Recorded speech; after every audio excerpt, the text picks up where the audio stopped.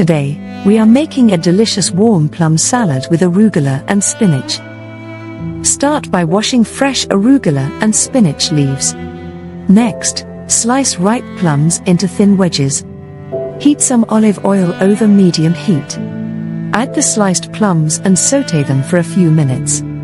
The plums should become soft and slightly caramelized. Now, in a large bowl, combine the arugula and spinach. Pour the warm plums over the greens carefully. For extra flavor, add some crumbled goat cheese. A handful of walnuts adds a nice crunch to the salad.